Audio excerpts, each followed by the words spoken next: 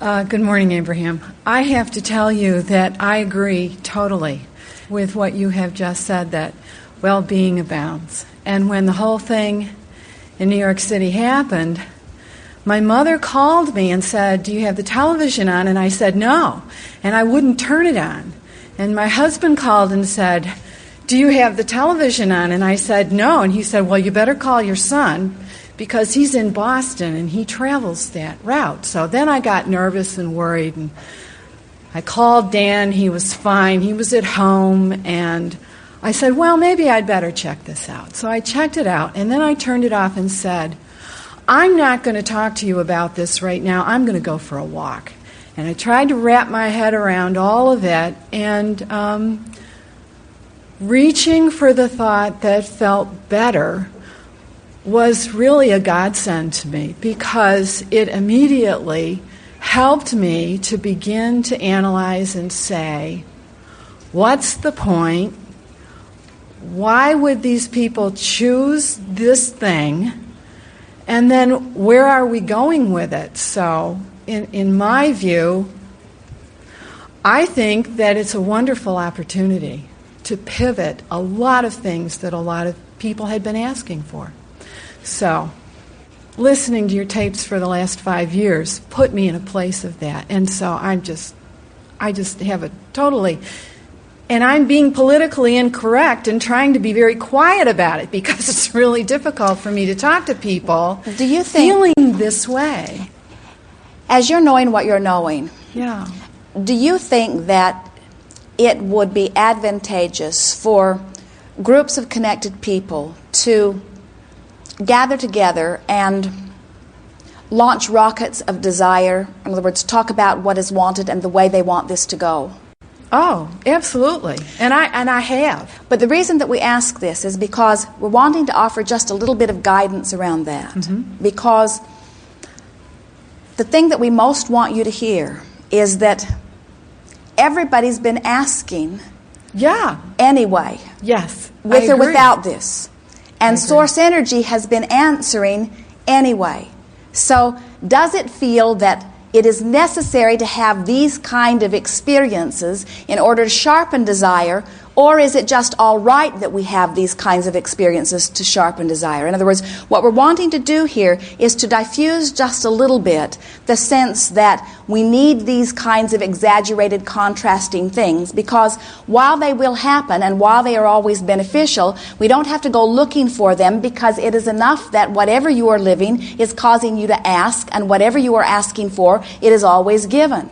You get a sense of what we are talking about? Mm-hmm. And so we think that the greatest advantage that any of you could offer to this situation would be to get back into the details of your own life experience, looking at the well-being that surrounds you, because as you look into the world arena for a while, through the medium that it's being offered to you on, you are not going to find your way to absence of resistance. In other words, as you look at the world stage, which is playing out whatever game that they are wanting to play out, it is almost certain that you will find disconnection. Mm-hmm. As you withdraw from the world stage and you look for things to appreciate and reasons to connect within the closeness of your own personal life experience, then lots of individuals who are returning to the details of their own life, who have been aggravated or activated or inspired to greater desire than ever before, will receive greater and renewed benefit. Mm-hmm. You see what we are getting at?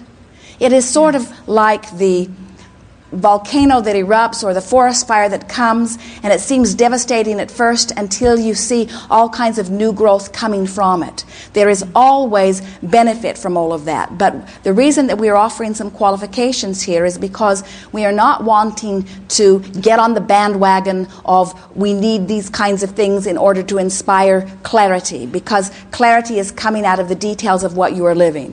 We are not wanting to get on the bandwagon that says we need to gather together in prayer vigils and we need to soothe the planet, we need to heal the planet, because the planet does not need to be soothed, the planet does not need to be healed. What that is really talking about is let's find a way of getting together and forcing conformity on a whole lot of minds, and you're not ever going to be able to do that. In other words, it's a battle that you will never win.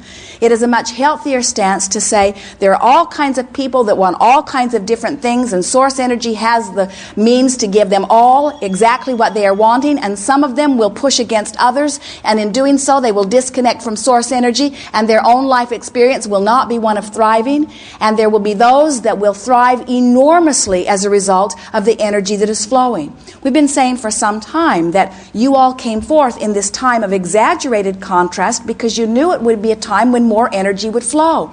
And you've been hearing us say, others are recognizing it on many, many levels, that the crevasse between those who have and those who have not is becoming greater and greater and greater and greater because the energy is moving faster. And when the energy moves faster and you flow with it, you really flow. When the energy moves faster and you resist it, you really resist. So those who are well are remarkably well, and those who are sick are remarkably sick, and those who are joyful are remarkably joyful, and those who are angry are remarkably angry.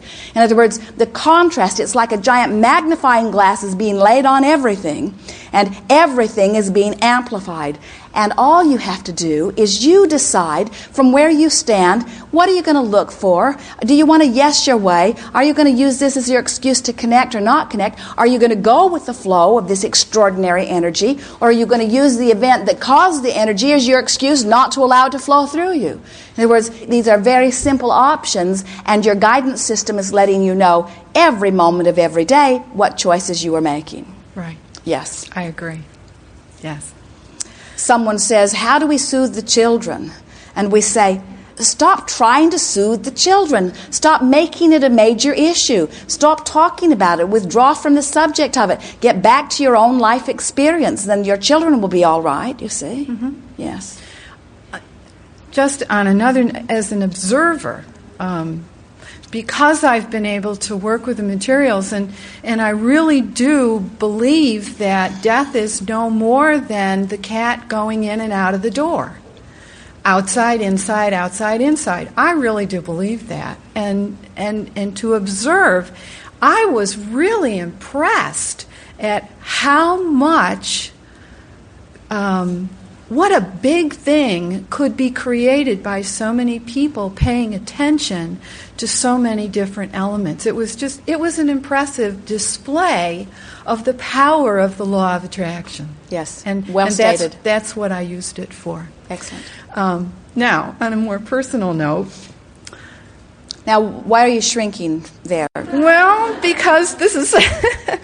Do you feel a little guilty in utilizing universal resources or even time to discuss things as unimportant as the personal details of your life when something so big is floating out there? Maybe. Maybe. We watched Esther as she gathered a handful of placemat processes that she'd written in the days that preceded.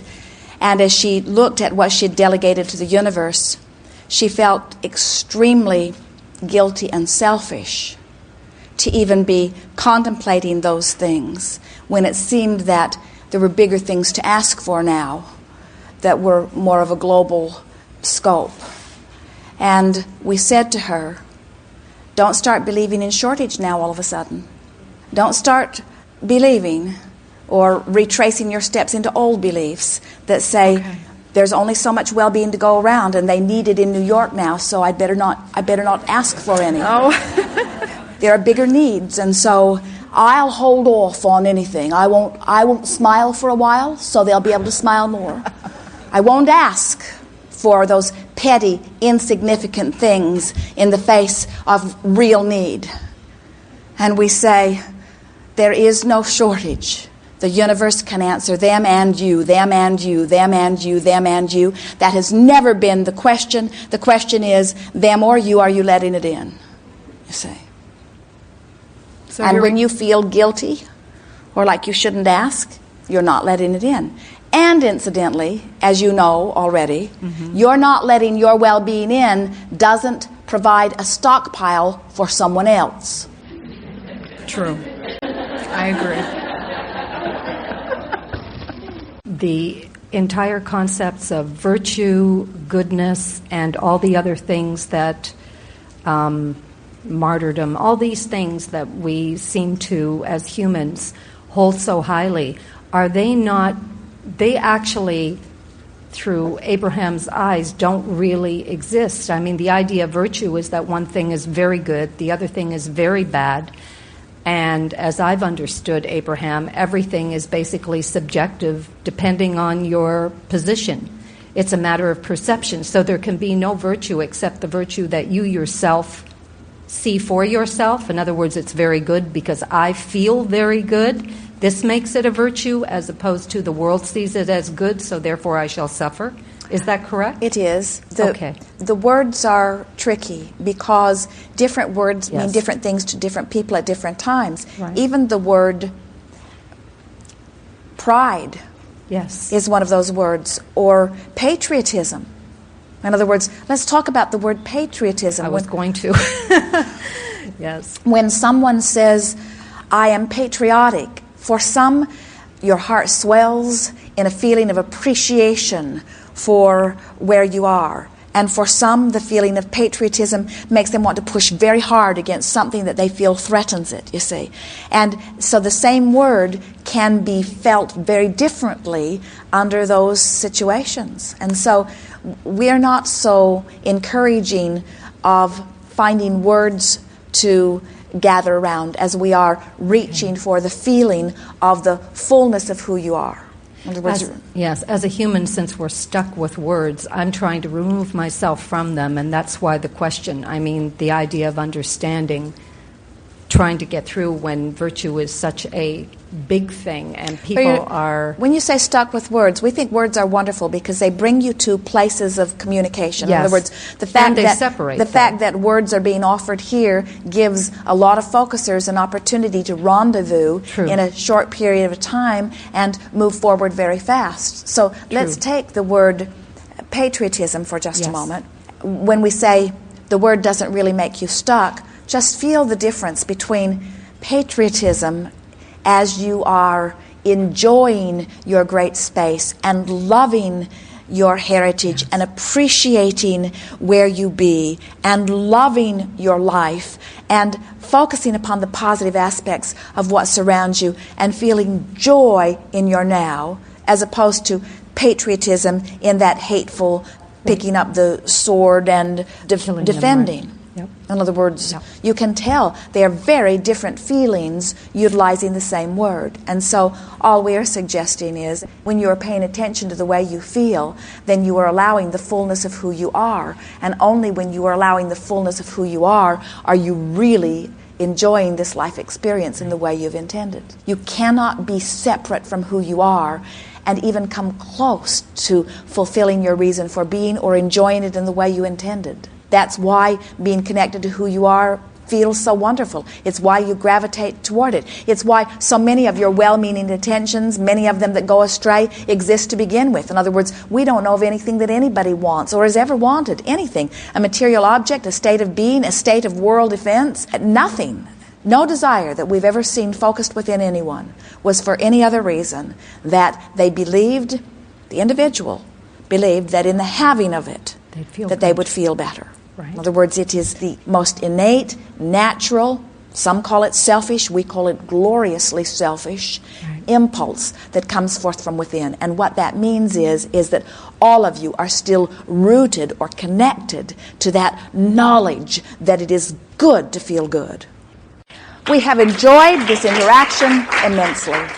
It is wonderful to come together with those like you who are coming more and more in every day to understand that you are the creator of your own experience. Worry not. Well-being abounds. Be playful about it. Look for thoughts that feel good. Trust that your inner being knows what's best.